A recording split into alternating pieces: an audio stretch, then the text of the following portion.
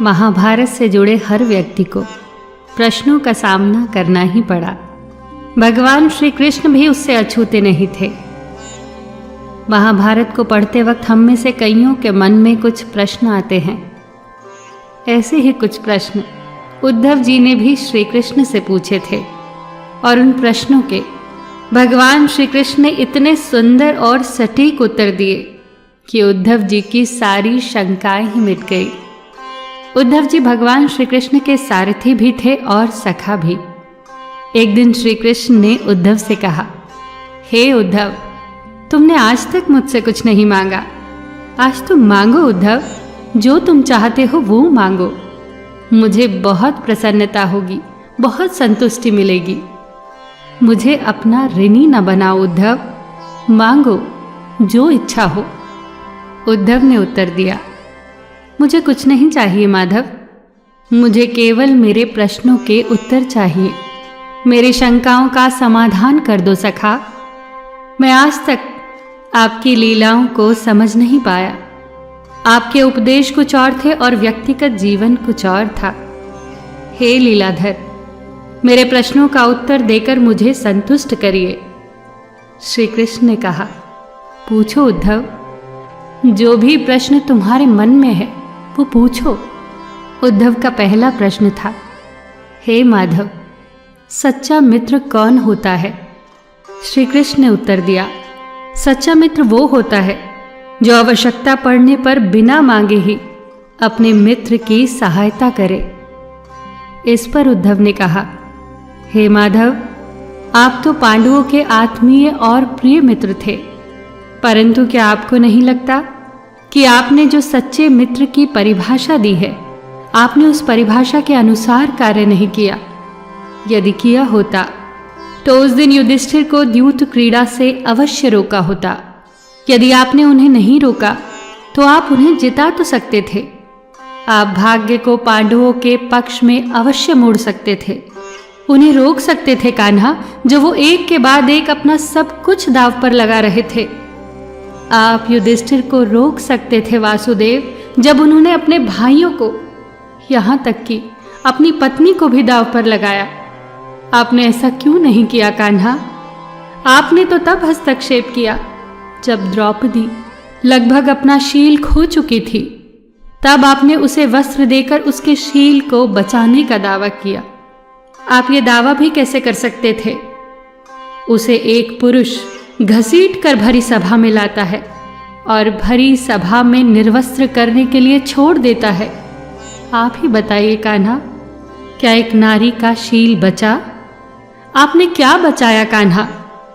अगर आपने संकट के समय अपनों की मदद नहीं की तो आपको आपात बांधव कैसे कहा जा सकता है? बताइए न कान्हा, क्या यही धर्म है? प्रश्न पूछते पूछते उद्धव का गला रूंध गया और उनकी आंखों से आंसू बहने लगे। इस पर भगवान श्री कृष्ण ने मुस्कुराते हुए कहा, प्रिय उद्धव, यह सृष्टि का नियम है कि विवेकवान ही जीतता है। उस समय दुर्योधन के पास विवेक था, धर्मराज के पास नहीं। यही कारण है कि धर्मराज पराजित हुए। उद्धव उत्तर सुनकर अचंभित थे। श्री कृष्ण ने आगे कहा, दुर्योधन के पास द्यूत क्रीड़ा के लिए धन तो बहुत था, परंतु उसे पासों का ज्ञान नहीं था। इसीलिए उसने अपनी ओर से मामा शकुनी को खिलाया। धर्मराज भी यही कर सकते थे, फिर मैं उनकी तरफ से खेलता। जरा विचार करो उद्धव, यदि शकुनी और मैं खेलते तो कौन जीतता? पासों के अंक शकुनी के अनुसार आते या मेरे अनुसार? चलो इस बात को भी जाने दो, उन्होंने खेल में मुझे शामिल नहीं किया। इस बात के लिए उन्हें माफ किया जा सकता है, परंतु उन्होंने विवेक शून्यता के कारण एक बहुत बड़ी गलती की। उन्होंने मुझसे प्रार्थना की कि मैं तब तक सभा कक्ष में ना आऊं जब तक मुझे बुलाया न जाए। वो नहीं चाहते थे कि मुझे मालूम पड़े कि वो जुआ खेल रहे हैं। मैं कक्ष के बाहर प्रतीक्षा करता रहा, परंतु किसी ने मुझे नहीं बुलाया। भीम, अर्जुन, नकुल, सहदेव सब के सब भाग्य और दुर्योधन को कोसते रहे। किसी को भी मेरी याद नहीं आई। और जब दुशासन द्रौपदी को बाल से पकड़कर घसीटता हुआ भरी सभा में लाया, द्रौपदी भी अपने सामर्थ्य के अनुसार जूझती रही।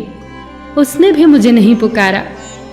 उसकी बुद्धि तो तब जागृत हुई जब दुशासन ने उसे निर्वस्त्र करना आरंभ कर दिया।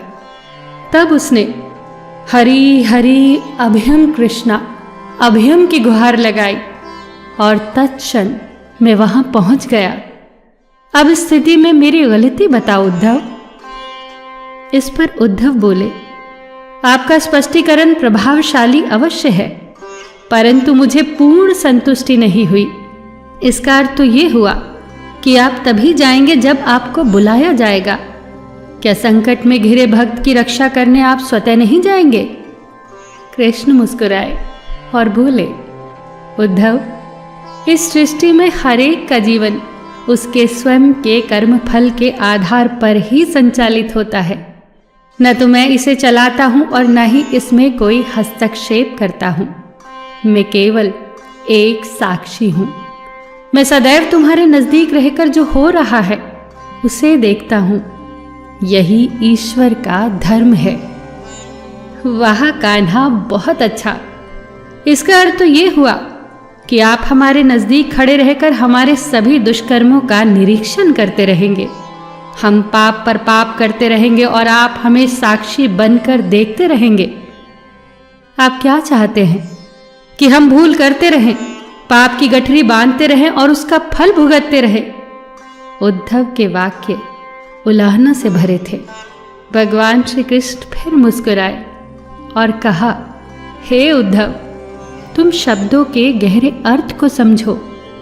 जब तुम समझकर ये अनुभव कर लोगे कि मैं तुम्हारे नजदीक साक्षी के रूप में हर पल हूं, तो क्या तुम गलत या बुरा काम कर पाओगे?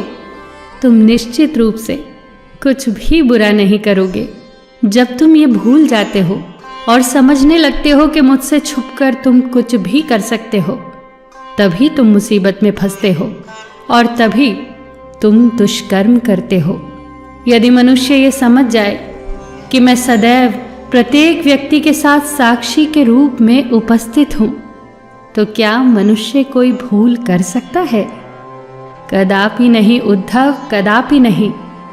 उद्धव जी को अब अपने सारे प्रश्नों के उत्तर मिल गए और उनकी सारी शंकाओं का समाधान हो गया। सच बात है दोस्तों, यदि हम ईश्वर की उपस्थिति को हर क्षण महसूस करें तो हम कभी गलत नहीं कर पाएंगे।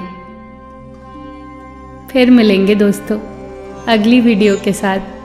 तब तक के लिए अपना ख्याल रखना और हमेशा मुस्कुराते रहना।